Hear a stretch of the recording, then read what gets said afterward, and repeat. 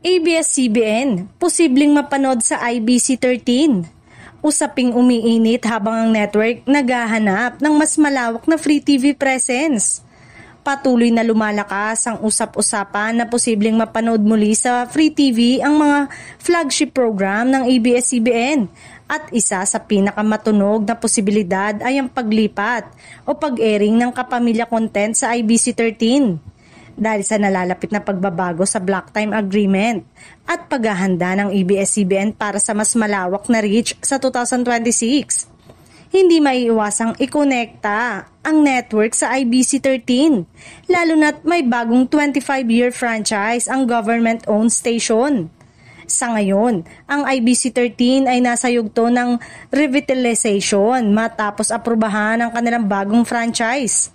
Marami ang naniniwalang ito ang tamang timing para magbukas ng bagong partnership, kabilang ang posibilidad ng block time o content collaboration. Dahil government-owned ang IBC, may pagkakataong maging mas bukas ito sa partnership para mas mapalakas ang kanilang programming lineup.